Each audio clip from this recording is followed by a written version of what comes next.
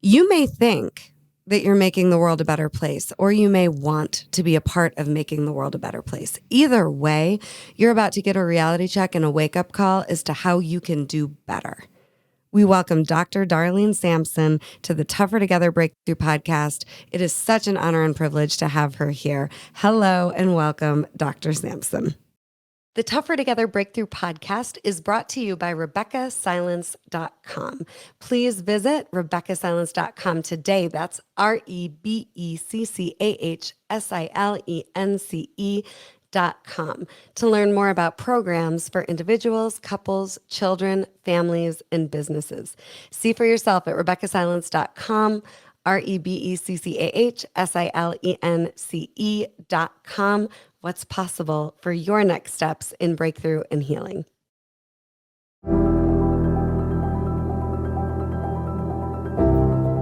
So what is a breakthrough? It's finding your way out of suffering and stuck.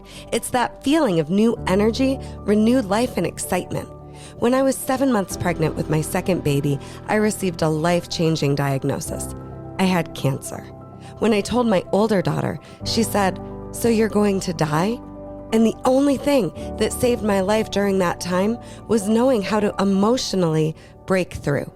Welcome to the Tougher Together Breakthrough podcast. I'm your host, Rebeccah Silence. I'm a speaker, coach, and the creator of Healing is Possible. In each episode, I prepare you for life no matter what challenges you're facing. I'm going to invite you into the stories of real people who are living life in breakthrough and making the world a better place. If they can do it, so can you. Breakthrough is your right. Get ready to break through. Get ready for the rest of your life.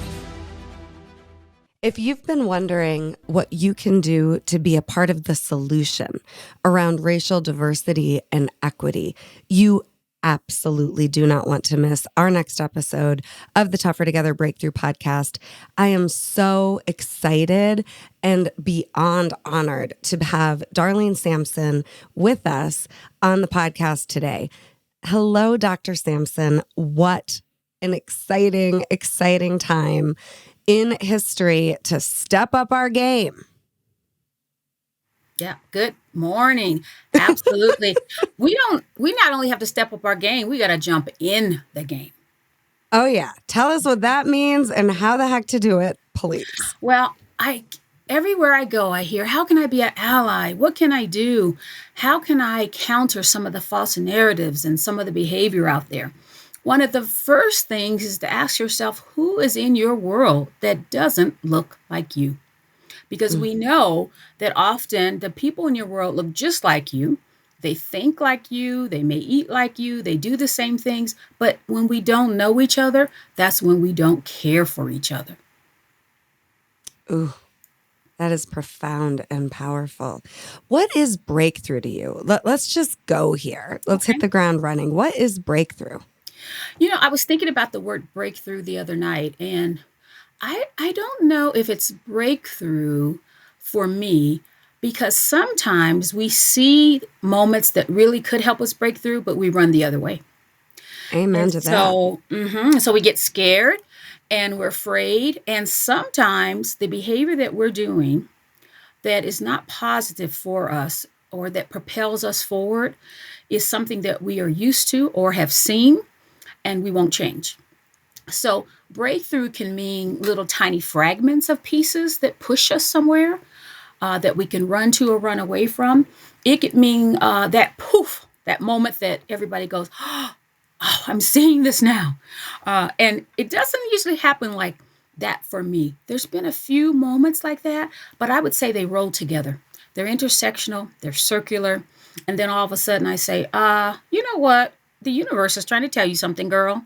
You better listen. So that's how it usually works for me. And I have a breakthrough moment I want to share. And I would say that it was closer to, it's on a continuum breakthrough. The little pieces, sort of a middle ground, and then the poof moment. And for me, I'm usually at the middle ground. And I thought about this, all of this issues around diversity, equity, inclusion, caring, and empathy. And then I thought of responsibility. So my breakthrough was, I love genealogy. and I do a lot Oh, of historical stuff for my family, and I yeah. made a family book. But in the midst of making that book, I took a little time off because I was in, um, I would call the four spaces of trauma. And they had surrounded me: housing discrimination, size discrimination, job discrimination, hair discrimination. And I Wow. was feeling very invisible walking in my black shoes. And I got tired. I got so tired. Was battling racial fatigue in my job, and it was just everywhere. In the midst of all of this, I'm studying and studying about the family to make the book. And there is I get something from the Arkansas Commission, which I had applied for, where my family's from. And there was my great grandfather, Judge Johnson, in 1883, fighting for his land. Not too long after emancipation, going to jail, fighting for his land because of people trying to remove his land from him that he wanted to keep in the family. And there was a riot, not unlike the Tulsa riot that killed many black folks in the 1800s. But this happened in Arkansas. A lot of people don't know this happens across the country during that time.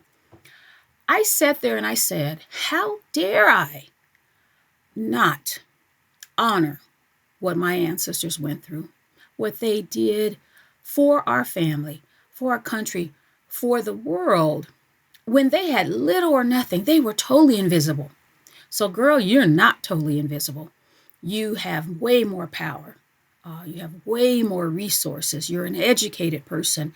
So, how dare you not respect the shoulders that you stood on, that you have Mm. stood on all this time? That was a breakthrough moment for me. Stop complaining. You can't change people. You can go into spaces. You're the imparter. But that was a breakthrough for me around my own diversity work because I have to still do my own. And how old were you? This is probably been about 15 years ago when I wrote the book.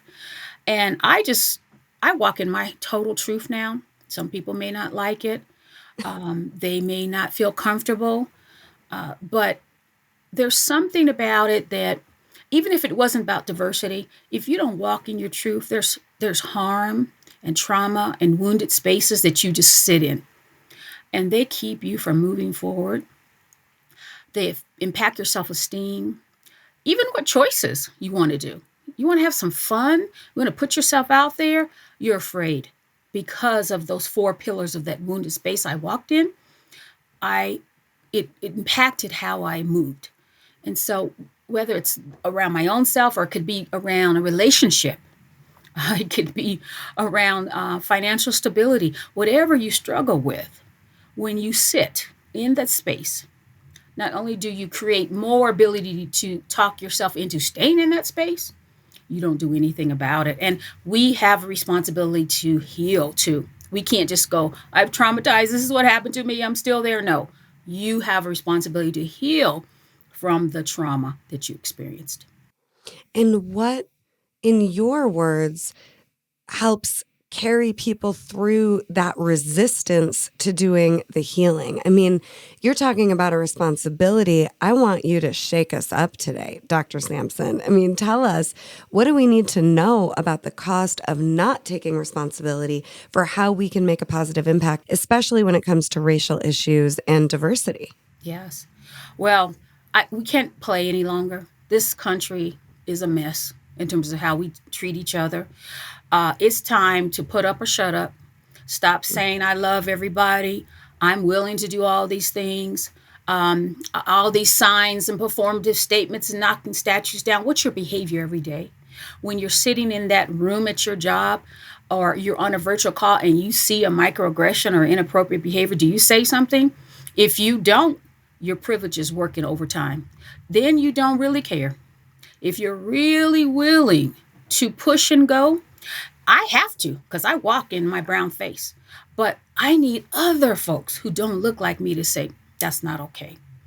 That's not fair.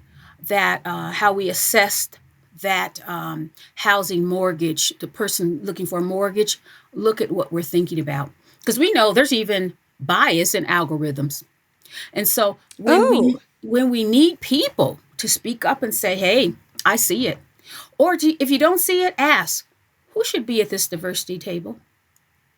Who's not here? Whose voices are not heard? We're talking about community or a different business plan, but the people that really it impacts aren't here. What diverse voices do we want here? So if you're not doing some of those things, if you're not, Uncle Joe is making a joke about a person of size, and you're not saying one thing, you're not doing the work. And so, if you're really about doing diversity work, there's behaviors that you do in your community, at work, school, online, in life, and then more importantly, yourself, so that you can be a true ally. and so we start by speaking up. We start by inviting more and more diversity and voice to conversations. But what else? Well, do you really believe it? Do you really believe it? If you are a white person and your daughter brings home a Latino male, do you really believe it then? Or is it only because you say it? When do you believe it? So I would ask yourself, are we really willing to do what it takes to be a multicultural society? That when you hear a different language, you don't cringe or act as if English is the only way to go? Do you believe in meritocracy? That some people can't pull themselves up because they don't have the boots that you have. Hmm. So, what do you think? So, people really got to ask themselves some questions. So, did I move way out here because I don't want to be around those folks? Mm-hmm. And did I decide to choose this school because I don't want these kind of kids? I've literally heard parents stand up in school board meetings complaining about the diversity that's there. So, we have to tell the truth. That's one of the first things is tell the truth about power, privilege. This world is changing. You've seen the latest data. The world is going to look quite black and brown and mixed and just very diverse. How does that make you feel? You really, if you had a sign in your yard around Black Lives Matter or All Lives Matter or LGBTQ plus people matter, do you really believe it? Ask yourself that question. Or do you only believe it in certain situations? Because I'm here to tell you, as walking in this earth, it doesn't, I can't just do it over here and then I can only act like over here that it is. It's wherever I walk and go, in church, wherever I go, in the supermarket. What is it about how I'm walking on this earth? So if you're not really ready for that, I would say don't even play because it's more harmful. It's more harmful when you choose to just do something in a way that really has no commitment. So that's what I mean by responsibility, commitment. You're going to break through your own barriers first. And when you talk about commitment, what do you mean, and what do you want people committing to? So the first thing to be committed to is recognizing where your limitations are, because we all have them. Saying, you know what? I have to tell the truth. I do have a bias about blank. I don't feel comfortable with blank. So you need to say the words out loud to yourself and make a plan of action for what you're going to do about them. So the next time I am in an elevator and I see somebody I'm not comfortable with and I clutch my purse and I feel uncomfortable, what's that feeling? Because we know the brain is wired for bias. We literally know that if you get on an airplane and you see someone that might be from a Middle Eastern country, we find that people's heart races. Their heart will race, the pulse increases. This has been studied. This isn't Dr. Sampson just making this up. People feel uncomfortable about things that have been stereotypically placed in their spaces. And then we have this whole space right now in our country where we've been made to feel uncomfortable or afraid of certain people or people that are immigrants. We have certain feelings toward. And so you have to acknowledge what your biases are first. You got to know what they are first before you can make a commitment about it. And sometimes it's unconscious that Yeah. that's the pulse thing going. But you can feel it in your stomach and you feel it in your head, and you don't just push it away, you step into it. So those are some of the commitments you have to make to yourself, is that when I feel some of these feelings, I have got to make the commitment. If I'm really ready, I'm talking equity, I'm talking diversity, I'm talking inclusion. If I'm ready to check my privilege, check my privilege and look at my privilege, then you're going to have to really dissect it first. And what is the difference between equality and equity? So equality is kind of what most people get, and some people don't even get that. So that's, for instance, during the pandemic, schools found so many inequitable practices that for some reason they weren't even paying attention to. So I'm an educator, and during that time, there were students who had to stay home. And how did schools not know that this child had did not have enough food, did not have enough stimulation and care and attention, or an older child is taking care of a younger child learning online? How did they not know who their kids were? Because that's one of the first things you got to know about people and know about some differences in life experiences. So equality was, okay, pick up the Chromebook at 6 o'clock at night. Well, the parent may be working, so you can have it at home. Give them the Chromebook, but then you get home, you have no internet. Mm-hmm. So equality is, I gave you the Chromebook. What's the problem? Equity is, I gave you the Chromebook. I made it accessible for you to get it. And then we made sure you had the internet. So the differences have a lot to do with how, like, if we just live our lives, we don't think about stuff like that for other folks. And that's one of the pieces of really looking at things in a broad way, is that we have to understand what quality equity is. Equality is, this school over here, they receive tons of money, but this one in this zip code does not. Those are the ways that our kids don't get the same education. Equality is, a person of size gets on the airplane, and they are asked to buy 2 seats, or they're discriminated against as they go inside the airplane. And so there's just so many. There's skin tone, there's economics, there's hair types, there's body shapes, there's language differences. We even know, in terms of bias, some people love certain languages, like, oh, I love that language, it just makes me feel so beautiful. And then they hear another language and they go, what the hell is that? So bias is everywhere, and we learn it. And go back to your childhood and say, who did I learn was bad and who did I learn was good? How was I taught? What kind of neighborhood did I live in? What did my parents say about that kid who had developmental disabilities? What did I learn? So you may have to go way back to dissect what stuff is in your heart and your mind. And why should people care? Why should our audience be making sure they listen to this podcast episode and stepping up their game? Yeah. Well, you know what? It's a civil rights issue. It's important for all of us. We have less fighting, less challenges in society, less issues when we care about each other. The more that we put a division between each other, and they're over there and I'm over here, and that's how they talk and that's how I talk, and it causes major problems. We even know that people become ill, they become sick, they become mean when they're disconnected. We know that if you teach kids about other kids and all history, they're more caring and more open. Even if they don't see them every single day, they at least have been exposed to historical markers that are important for all cultures to hear. We know that when you treat a woman with respect, and a child is watching, that is anchoring that behavior in that person. So it's the same with all of these kind of behaviors, is that we don't benefit from being mean to each other. We have so many fights right now on the airplane and so many issues in communities. People are mad, tired. They've been stuck in houses. They're coming out. The empathy's just gone out the door in some places. And we're in the middle of trying to get out of Afghanistan. And I see people on the internet. Well, why should we help these people? Why do you not care? And if you don't care, then I'm not sure you're going to be an ally anyway.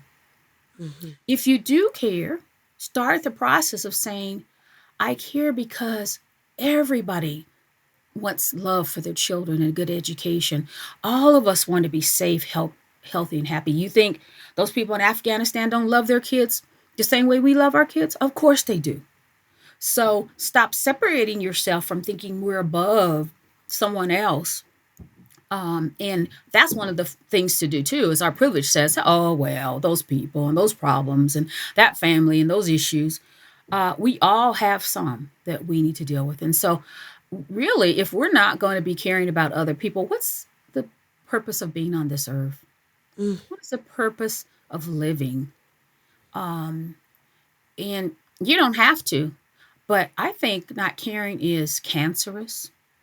And I mean literal cancer. I Yeah. think it's cancerous. I think it's a headache. Um, I was reading a study about how people who had diabetes needed more sweetness in their life.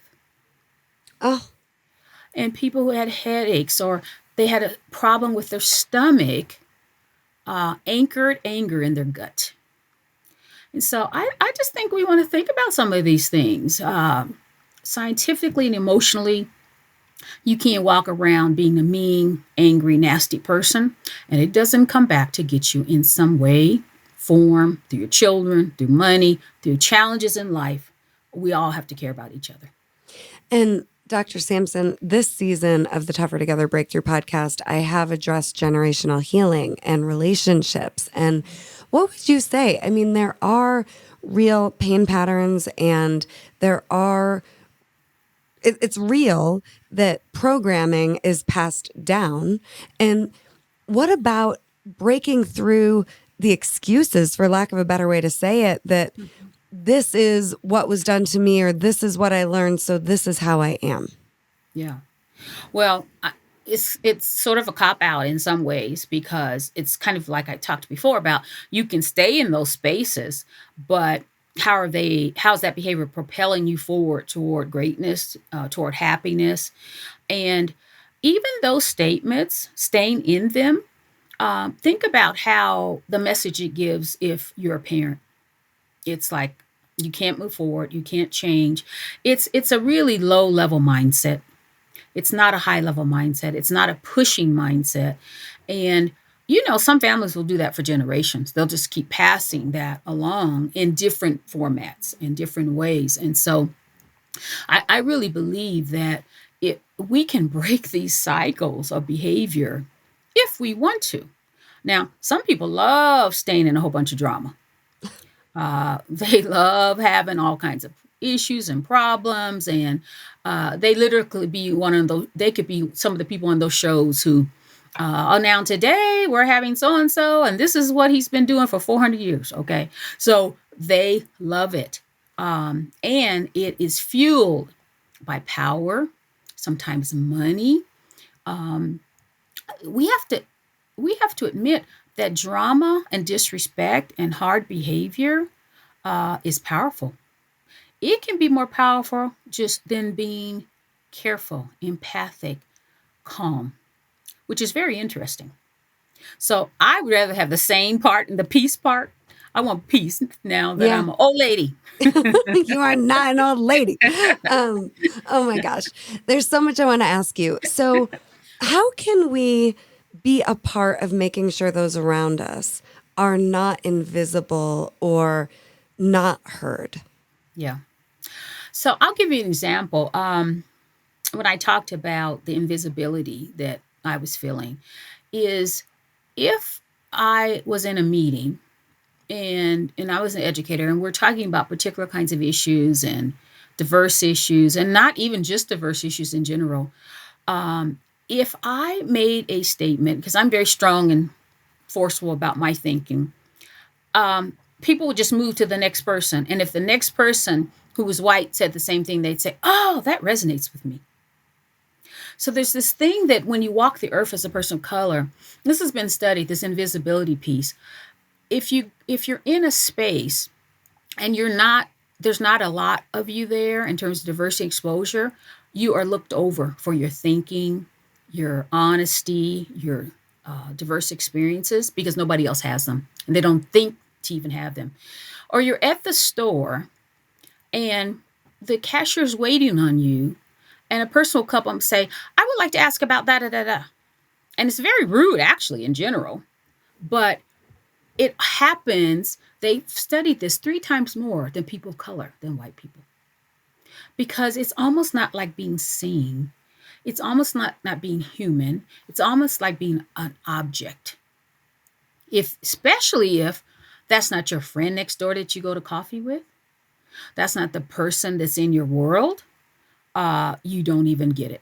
And this happens a lot in the world in general. And I'm sort of used to it now. Sometimes I say something, sometimes I don't. Because one of the things you have to do with racialized practices is pace yourself because you get tired. So the invisibility happens a lot where I'm standing and I'm a substantially sized woman. You can see me. And I'm standing right there and someone steps into my space, steps on my feet, pushes against me, hits me and doesn't say anything. And so we know that these things happen more to folks of color. But if you're a white person who has somebody in your world who looks like me, we talk together, we share stories about children or relationships, or you know me. You know I'm a real person. You know that I share. And this is some of the things that's important about really getting to know others. Or staying in your lane away from others and not caring to go into other lanes. You need to go in the fast lane, the middle lane, and the slow lane. You need to go all over to know who people are. So That's so invisibility good. means watch people. Watch who you are stepping over, not paying attention to, not respecting. And that's important too. And you also do teach and talk about, and you work for the federal government. I mean, you've got a big voice. You took that breakthrough about standing on the shoulders of your family members Yeah. that went before you and ran with it, right? Mm-hmm. You are in a platform where you are doing what it takes to make your difference in this lifetime. And I just admire you so much. Mm-hmm. But you also teach about getting responsible for our negative impact as Yes. part of owning our privilege. Will you Mm-hmm. talk to us about that? I think one of the first things we want to do, don't do the blame, shame, judgment game. Okay. So a part of breaking through is going at this moment, at this time, I'm going to blank. And I think that that's so important because when you think about all the old substance misuse programs, the first thing they do is acknowledge where I am today and what I'm going to start from here. So I'm not saying you took responsibility for my great grandfather in 1883 whose land was taken by white owners and he was thrown in jail. I'm saying at this moment in time, at this moment in time, recognize how your privilege has aided you, how you use it for good and for purpose and commitment and responsibility, and what can you do to go forward from here. So people get all blamed. I teach at the university, and the students are like, well, I feel really guilty and I don't feel like talking. No, no, no. That keeps you mired in gaminess and manipulation and sadness. I don't want that. I want, from this moment, I tell them, what's your consciousness now? Now that you know, you do better, you start to think better, you start to move better. And so that is what we have to start with in terms of that commitment is, now that I know, or now that I'm even conscious of thinking about what I don't know, because it might be that. It's like, I don't know what I'm unconscious about. I Mm-hmm. don't know what I feel. But like I said, go back. What did you hear? Those messages are ingrained in our brain of what we heard about who was different, how we think. And then they are baked into the structures of this country. So every time you think about it, it's that individual and that structural. Start to think, what would this look like? Who does this not include? You might even have a set of sentence stems and questions you ask yourself, the individual and the systemic. And so I think just starting with those pieces can help. And for me, I walking the earth, I have to do this all the time. And what I see a lot of people doing who are allies, they go, oh, Monday I'm good. I don't have to do it Tuesday. Friday, oh, I'm going to go to an outdoor festival of the Cuban Society. Next week, I'm not thinking about anything. It's just like racism and structural bias is baked in this country. It's got to be baked into you, allyship and appropriate behavior every day. And you teach about DEI consciousness. Tell us Yeah. what it is and what we can do to raise our consciousness, because I think a huge part of breaking through is getting confronted with our blind zones. And we Yeah. do our best. And I'm sorry, but we can all do better. So Yeah. just talk to us about DEI consciousness. What is it? How do we keep getting more and more conscious? Yeah. Diversity, equity, and inclusion work is really, really hard. And I think one of the first things we have to pay attention to is sort of the pillars that they fall in. They're interpersonal, they're individual, they're structural. And one of the things we have to pay attention to is where does it fall? What's occurring? Like, is it in work, in school, in play, in recreation? It's where is it that this is happening? And you got to believe stories of people who tell you the truth about what happened to them. I'll hear a lot of people say, I don't know about that, or I don't think that's happening. And it minimizing what people say is happening to them is one of the first pushbacks that happen. But it was 400 years ago, or my ancestors didn't do this, or I try every day to be a good human being. So do I. But it doesn't change the structural spaces. And we all have this tiny little part, and those tiny little parts make up the threads. So the consciousness is not when you choose to do it. It becomes a part of your being that you question. And let me tell you something, you're going to be tired. And let me tell you another thing, some people won't like you. They're like, why are you asking all these questions? Why are you talking like this? Like, what are you trying to change? Or what's the problem with all of this? One of the first things they'll throw out to you is those people do these things when they don't even know those people. So I think one of the first places is to practice a little bit with yourself and have some words. Like somebody says something inappropriate, because it's going to come up. It comes up in spaces all the time. And you say, that's not how I see it. Or, I have a different perspective. Or tell me more. Because the tell me more statement is when the person was like, ooh, I better back off that statement because I really cannot anchor that in any level of intellect. What I just said was total bull. So you're going to need to practice because you'll be caught off guard if you don't have some of the language. And so that's one of the things I teach in diversity, equity, and inclusion is you've got to have a little knowledge about what you want to say. And if you don't have knowledge, you say, I'm curious. I want to understand more about that perspective that you have. And some people go, this person's gone crazy because I've been saying all these things in front of them all the time. And they didn't say one word. And they didn't care. And we all laughed and made fun of or talked about certain people in this way. So you could actually do a declarative statement is, I really am trying to do better. And I'm going to be working on these things. I want to care more. I want to see what's happening in this country. I want to pay attention.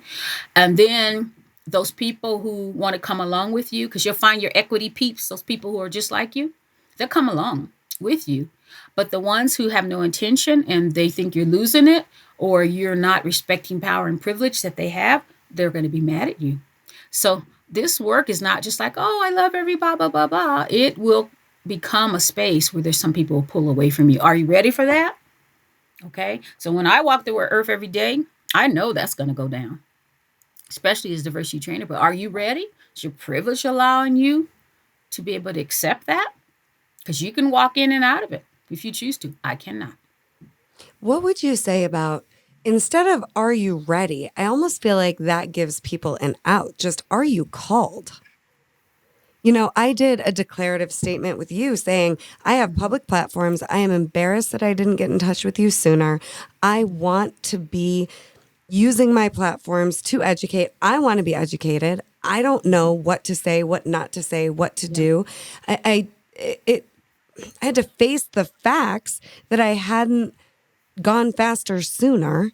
Hmm. And I don't know if we're ever ready. I wasn't ready. You are someone so important to me. Darlene and I have history, and you woke me up. We worked in a very diverse school. Do you remember the time we had to go to the student's house and the father had been shot and the dead body was in the garage? Oh, I will never forget that. So traumatic. Darlene, that Hmm. was the day I realized privilege. I had Yeah. studied about it in grad school. I knew about it, but I'm in this garage with you, Hmm. maybe the strongest person I know, darling. You were steadfast. You were not shaken up. Even if you were, you held it together, including me, because I'm sitting there. What is going on Yeah. here? Yeah. Oh no, I was shaking when I saw the bullet wound in the man's head. They had no money to embalm him, take care of him, have a formal funeral, rituals. There are people who can't even imagine that, Rebecca. They have no concept of people who have a different life than them. And so that is an excellent example of there are so many people in this world who don't have the same privileges, same opportunities, same knowledge. And how do we find them? How do we think about them? Volunteering. If you're ready, volunteer in different spaces for unhoused folks, for Okay. youth. Think about what you can do in your community. Vote your conscience in your community. That's your very first thing, to vote your conscience if you are conscious. Um, Put your money where you say your mouth is. In terms of community agencies are struggling to care for others, and it could just mean I want to volunteer at a school. I want to see what early childhood education has for other students versus me watching what mine have, and you'll see the differences across this country. So, in order to see the difference, some people have to see them. I can't just tell them, but they could get engaged in spaces. And I love all the festivals and the Cinco de Mayo afternoon and Rosa Park Day and all that, but that's not really the true pieces of changing behavior. It's more performative, it's more cultural. There's a part of that that's important on the continuum, but it's over here on the continuum. We want to be over here in behavior change and push, and don't feel like because I volunteer at the blank blank place, at the shelter or the women's center, that's so small it doesn't matter. It's every single piece, every single fragment that will help you break through. Every single thing will teach you something about you and what you feel. So some people say that to me, well, what would that do? Or how would that help? Every piece creates the whole. And that's what each of us have to do. Because there will be about 50% of this country who is not even thinking like you. And how do we get to our poof moment about our ignorance, about our responsibility, about our calling? Yeah. Well, so the poof moment, it's a little overrated. Because, as I've said, there's little fragmented spaces before the poof moment that we didn't pay attention to. So I love the poof moment because it's dramatic. But I'm here to tell you that it's a little tiny poofs. Is there such a word? I don't know, but we're going with it. This is The good. little tiny poofs are what we want. And we're going to draw them together to make our poof moments. And so you might have some poof moments, but they're going to be probably more tiny. And then we didn't pay attention to them because they were small. So you are picking your child up for school and you see all kinds of differences there, but you didn't notice them before. That's even a tiny poof moment. Just to be have recognition of different folks. You see the person on the corner that is unhoused and you're like, look how dirty they are and they can work and blah, blah, blah, blah. You don't even know their history and backstory. There are some people who can't even stay in a shelter because they have sensory issues and they have trust issues and they've been violated very early. Or the drug misuse has caused them to feel uncomfortable. Do we know anything about these people before we pass judgment? We don't know why they're standing there. And so there's poof moments in front of your face every day, but we sometimes don't pay attention to them because they don't apply to us or we don't think about them. So I want you to look at those tiny little moments that pull you all the way toward change. And if you get some big ones, great, because they break you through. But it's when I really tell you the story about my life, what happens, and I really know you, that's when you often get those spaces. You can read stories about people who go through a lot and deal with issues. I love the Racial Healing Handbook because it takes you through what am I seeing and what I haven't seen, and wow, I didn't even pay attention to this. And the Racial Healing Handbook is a really good book to take us through other people's experiences. If you really want to step out of them, there's so many things you can do.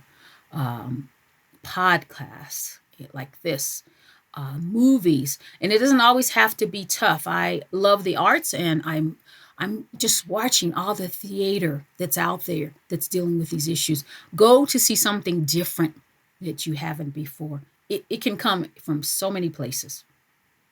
What I love about what you just said, it almost seems to me like these smaller poof moments that you're talking about, it's like trail markers. Like Yes. find the trail markers and just keep finding the next one and the next one and the next one.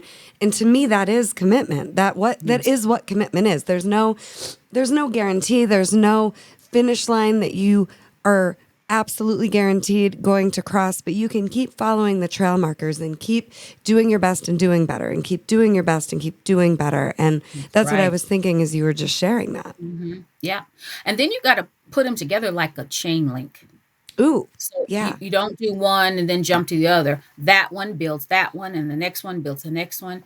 And that's how you really start the work. You will get tired. You might need to take a break. That's why I look so beautiful as old as I am, is because I pace myself and I focus on what's the goal right now. I can't change what happened 100 years ago. I can do something right now, today, that says I care, that says I'm connecting, that I'm transparent, that I have empathy for others. So, how do you have empathy for a family member, but you don't have it for the person on the corner?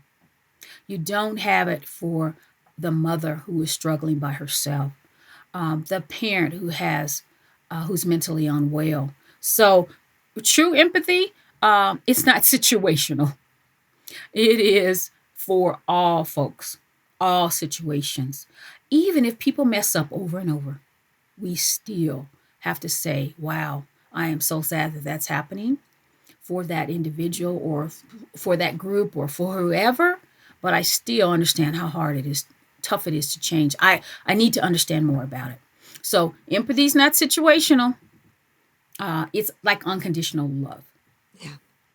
And you were talking earlier about, mean and hate and all of this is not making the world a better place. The other thing I'm thinking about as I'm listening to your gorgeous words is just, I would ask all of our listeners, are you clean? I think part of why you're so gorgeous, Darlene, is because you're clean, right? Like with you emotionally, you're saying and doing aligned actions. You're intentional, you're in leadership, you're pacing yourself, but you are building that chain link trail that wasn't there before that other people can follow and hold on to and get strength from. And if you're not clean, I think, like you said earlier, Dr. Sampson, it's not worth it or useful to use that as ammunition to beat yourself up. It's just wake up. Yeah, absolutely. Start it could be the smallest space. I mean, I always tell the people that I train, what would you do after you leave here? One thing that will start you on your journey. It could just be getting in your car saying, wow, I need to reflect about all this. I need to think about choosing that one thing. And so we really need to think about what are some small things that we've just walked in our spaces and we don't care about and don't think about. And so I think it can be small, but don't stay there because you're scared. Right. Jump up and interlock those circles, piece by piece by piece. And everybody's trajectory is different. It can't be mine because of who I am, but you can do your own. What have we left out? Is there anything we've left out that you want to make sure we get to? I think when we know better, as Maya Angelou says, we do better. Even today, you should be changed as a result of listening to this podcast. So there's no excuses. Even today, where do I want to go? What do I want to do? And the other part of it is maybe I don't want to, you know? And you know what I would say about that? Don't do it.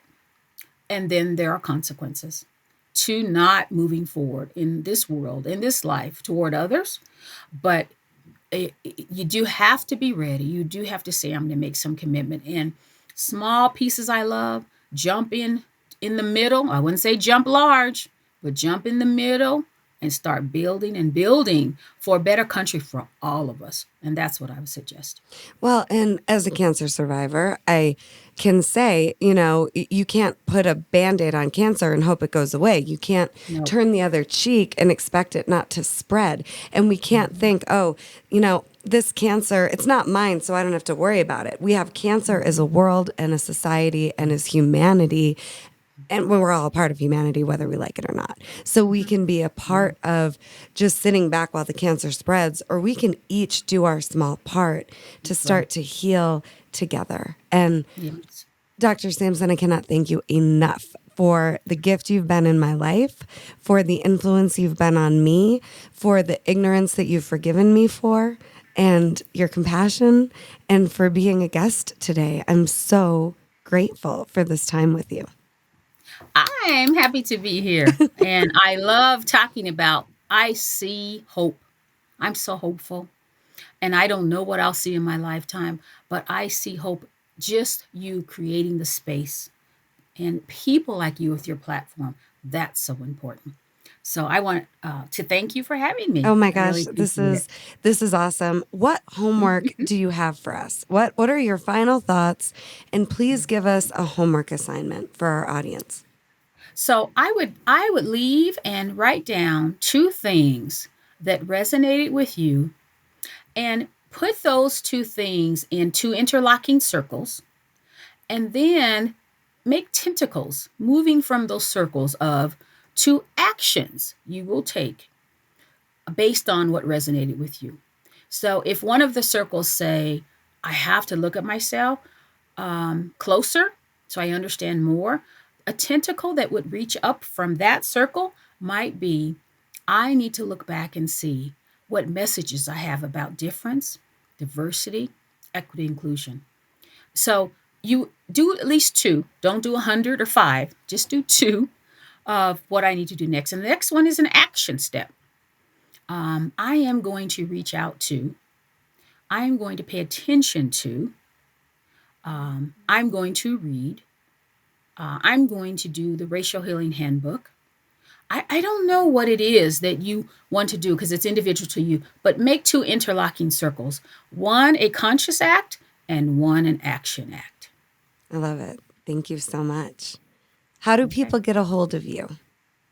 So you can reach me at darlenesampson.com. It's my website. And you can leave messages for me there. I'm a private consultant as well, and I provide training to organizations and agencies and educational settings. And so I can offer a lot of support, but sometimes people just want to check in about something. And I'm happy to look at your emails or your thinking and just go on the website. And I'm happy to support you in any way I can. Final thoughts. Let's go. Let's do it. Let's do Get it. off your butts. Let's go. All right. I'm ready. I'm on the train. Thank Okay. you. This is such an important conversation. And so many people want to be a part of making the world a better place. And then are we really? Are we really making the world a better place when it isn't convenient? Or are we just doing what's convenient? I think today's episode really speaks truth into giving ourselves a reality check. And what we've done and our best, it was enough at the time. And I love the Maya Angelou reference. When we know better, we do better. And like Dr. Sampson said, if you've listened to this episode, you know better. So let us know what you're going to do better and how it goes. I'd love for you to call in and share your stories and what you're learning, what you're seeing, and the difference that you make based on any information that really landed with you in this episode. Dr. Sampson, thank you again. We are tougher together and we can do better, especially together. And none of us are alone, and we all make a difference. Thank you so much for listening today. Please note that the content of this podcast is not meant to be therapeutic or to replace any personal growth work that you are already doing with a coach, therapist, or mentor. Take the content, have it inspire you, and then keep working with your support system. Breakthrough is your right. Breakthrough reminds us that we're tougher together and that we're connected to possibility even in the most challenging and possibly darkest times. I'm Rebeccah Silence, creator of Healing is Possible and proud host of the Tougher Together Breakthrough podcast, where we come together and we tell stories of real breakthrough that exist for you as well. Get ready to break through. Get ready to live more free and get ready to experience more breakthrough, because that's your right. If you like what you're hearing on the Tougher Together Breakthrough podcast with me, your host, Rebeccah Silence, please like, subscribe, and share it with your friends. If you want to get in touch with me, visit RebeccahSilence.com. Your time is now. Your breakthrough begins now.